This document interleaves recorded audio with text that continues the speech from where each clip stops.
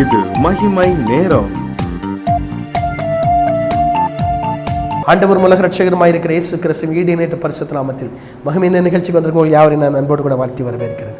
இந்த நாளிலும் நாளாகமத்தின் முதலாம் புஸ்தகத்தை குறித்து நாம் தியானிக்கப் போகிறோம்.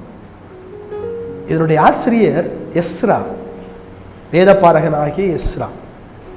காலம் கிறிஸ்துவுக்கு முன் 450 430 வரைக்கும். அதிகாரம் 29 அதிகாரங்கள் இருக்கிறது. வசனங்கள் 942 வசனங்கள் இதில் இருக்கிறது. இதனுடைய எபிரேய வார்த்தை என்ன என்று சொல்லி பார்த்தோம் அப்படின்னா, திவ் ஹயாஹிம் என்று சொல்லி இதனுடைய எபிரேய பதம் சொல்லப்பட்டிருக்கிறது. திவ்ரா ஹயாஹிம் என்று சொல்லி எபிரேய பதம் சொல்லப்பட்டிருக்கு. ஆனால் எபிரேயத்தினுடைய அந்த உச்சரிப்பு கொஞ்சம் வித்தியாசமாக இருக்கும். எனக்கு மதர் டங் இப்ரு கிடையாது, அதனால் எபிரேயத்தில் கற்றுக்குட்டி, அதனால் அவங்க உச்சரிப்பு வித்தியாசமாக இருக்கும், என்னுடைய உச்சரிப்பு வித்தியாசமாக இருக்கும். ஆனால் இதனுடைய ஆக்சுவலான அந்த பொருள் வந்து திவ்ரா ஹயாஹிம், அதான் அந்த எபிரேயத்தினுடைய உச்சரிப்பு.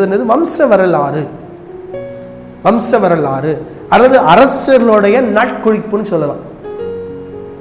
நாளாகமத்தின் புஸ்தகத்தில் எழுதப்பட்டிருக்கிறது. நாளாகமத்தின் புஸ்தகத்தில் நிறைய வரும்.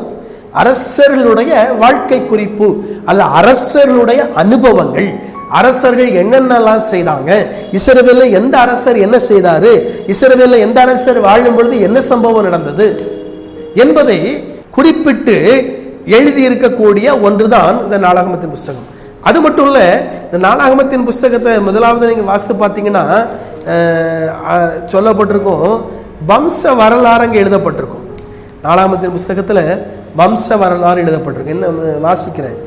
நாளாகமத்தின் முதலாம் நாளாகமும் 1 அதிகாரம் 1 வசனம், ஆதாம், சேத், ஏனோஸ். 2 வசனம், கேனான், மஹலேயேல், யாரெத் என்று இங்கு சொல்லி 3 அப்படி ஏனோக்கு, மெத்துசுலா, லாமேக்கு, நோவா, சேம், காம், யாபேத் என்று சொல்லப்பட்டு அப்படியே அந்த வம்ச வரலாறு அப்படியே சொல்லப்பட்டிருக்கிறது. இந்த வம்ச வரலாறு அப்படியே வரும். பிறகு இங்க அடுத்தால இதுல தாவீதனுடைய சம்பவம். நாம் 13 அதிகாரத்துக்கு வருவீங்க அப்படின்னா தாவீதின் சம்பவம். தாவீது 1000 பேருக்கு தலைவனோடும் 100 பேருக்கு தலைவனோடும் சகல அதிபதிகளும் ஆலோசனை பண்ணி, அப்போ இங்க தாவீது ஆலோசனை பண்றாரு. இது நாளாகமத்தின் புஸ்தகத்திலே அவர் ஆலோசனை பண்ண நாளாகமத்தின் புஸ்தகத்தில் எழுதப்பட்டிருக்கிறது. நீங்க அது எதுக்கு ஆலோசனை பண்றாரு, என்ன காரியத்துக்கு ஆலோசனை பண்றாருன்னா 7 வசனத்தை வந்தீங்கன்னா, அவர்கள் தேவனுடைய பெட்டியை அபினதாபின் வீட்டிலிருந்து ஒரு புது ரதத்தின் மேல் ஏற்றிக்கொண்டு வந்தார்கள். ஊசாவும் அகியோவும் ரதத்தை நடத்தினார்கள். ரதம், இந்த கர்த்தருடைய பெட்டி அபினதாபனுடைய வீட்டில் இருக்கிறது, அதை எடுத்துட்டு வரணும்னு ஆலோசனை பண்ணி அதற்கான காரியத்தை செய்கிறார். அது இங்கே சொல்லப்பட்டிருக்கிறது. அது எங்க வைக்கப்பட்டது? தேவனுடைய பெட்டி ஓபேத் ஏதோமின் வீட்டிலே அவனிடத்தில் 3 மாதம் இருக்கையில். இந்த பெட்டி 2வது கொண்டு வரும்போது ஓபேத் ஏதோம் வீட்டுக்கு வந்துட்டு அங்கே இருக்குது. பெட்டி புறப்பட்டுச்சு, அது எங்கே இருக்குது? தாவீது அதுக்கு முன்னால் என்ன செய்தார்? அது இங்கே எழுதப்பட்டிருக்கிறது. அதுக்கு பிறகு 14 வசனத்துக்கு வந்தீங்கன்னா, எருசலேமின் தாவீது 3 வசனம், 14 அதிகாரம் 3 வசனம், எருசலேமின் தாவீது பின்னும் அநேக ஸ்திரீகள் விவாகம் பண்ணி பின்னும் குமாரத்திகளை பெற்றான். அவங்க தாவீதினுடைய அடுத்த அந்த வம்ச வரலாறு அப்படி வருது. அந்த பெற்ற குமாரன் யாரு? எருசலேமில் அவனுக்கு பிறந்த குமாரனின் நாமங்கள் ஆவன சம்முவா, சோபாப், நாத்தான், சாலமோன் அப்படி வருது. தாவீதுடைய அந்த வம்ச வரலாறு அப்படி அவங்க பின்னால வரக்கூடிய வம்ச வரலாறு அப்படி வருது. இதான் இந்த ராஜாக்கள் ஜனங்களுடைய வம்ச வரலாறு வருது.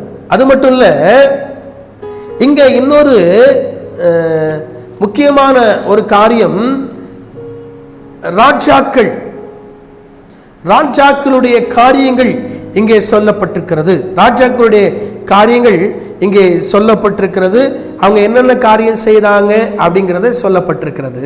அடுத்தால யுத்தங்கள். 1 ராஜாக்கள் எழுதின 1 நாளாகமும் மன்னிக்க வேண்டும் 1 நாளாகம் 18 அதிகாரம் 1 வசனம், அதற்கு பின்பு தாவீது பெலிஸ்தேரிய முறியடித்து அவர்களை கீழ்ப்படுத்தி காத் பட்டணத்தையும் அதன் கிராமங்களையும் பெலிஸ்தர் கையிலிருந்து பிடித்து கொண்டான். யுத்தம் யுத்தம். அடுத்தால 19ஆம் அதிகாரத்துக்கு வந்தீங்கன்னா, அதன் பின்பு அம்மோன் புத்திரின் ராஜாவாடிய நாகேஸ் மரித்து அவன் குமாரன் அவன் ஸ்தானத்தில் ராஜாவானான். பக்கத்து கிங் அம்மோன் புத்திரர் பக்கத்தில் இருக்கவங்களுக்கு கூடிய ஒரு காரியம் இதில் சொல்லப்பட்டிருக்கிறது.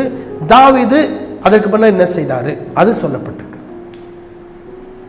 அப்போ இதில் வம்ச வரலாறு, ராஜாக்களுடைய காலம், ராஜாக்கள் ஆலோசனை பண்ணாங்க, எதுக்கு ஆலோசனை பண்ணாங்க, என்ன காரியம், அதுக்கு ஆலோசனை பண்ண என்ன செய்தாங்க, அதனுடைய முடிவு என்ன, அது மட்டும் இல்ல யுத்தங்கள், எங்கெங்கள் யுத்தங்கள் நடந்தது, எந்தெந்த காலத்தில் நடந்தது, யாரெல்லாம் போனா, அதனுடைய சூழ்நிலைகள், இதெல்லாம் இதிலே 1 ராஜாக்களிலே சொல்லப்பட்டிருக்கிறது. மன்னிக்க 1 நாளாகமத்திலே சொல்லப்பட்டிருக்கிறது.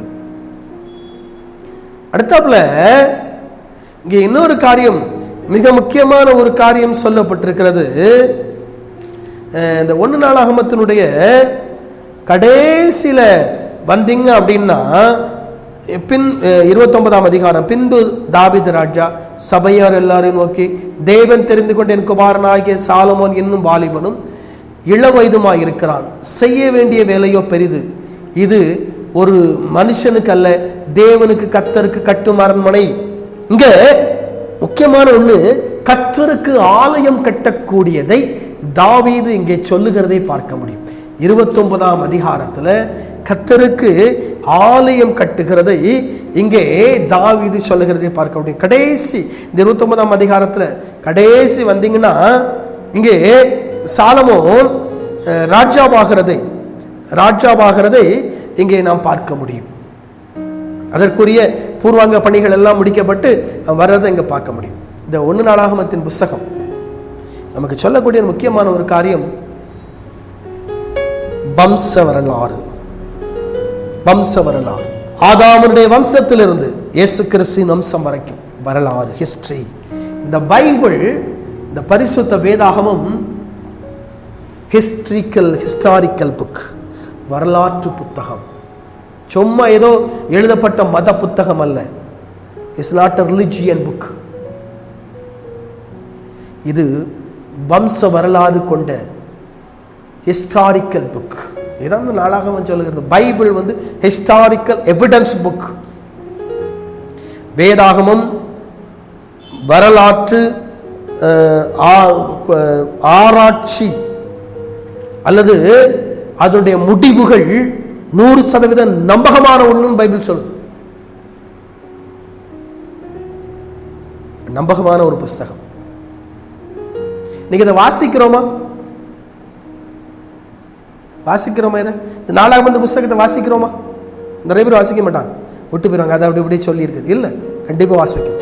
வாசித்தா தான் வம்ச வரலாறு உங்களுக்கு தெரியும். வம்ச வரலாற்று பிள்ளைகளுக்கு சொல்லிக் கொடுங்க. இதெல்லாம் இந்த வம்ச வரலாறு இதுப்பா, இந்த வம்ச வரலாறு இது, இந்த வம்ச வரலாறு சொல்லிக் கொடுங்க பிள்ளைங்களுக்கு. கர்த்தர் உங்களை இதை வாசிக்கும்படியாக ஆவியானவர் உங்களை தூண்டுவாராக. தலைகள் தாழ்த்தி ஜெபிப்போம். தகப்பனே, உமக்கு ஸ்தோத்திரம். நீர் எங்களோடு கூட பேசி நீர் உமக்கு நன்றி. தொடர்ந்து பரிசுத்த ஆவியானவர் எங்களோடு கூட இருப்பார். ஆவியானுடைய பிரசன்ன படி நடத்துதல் எங்களோடு கூட இருக்கும்படியாக ஜெபிக்கிறோம். இயேசு கிறிஸ்துவின் நாமத்தில் ஜெபிக்கிறேன் பிதாவே, ஆமென்.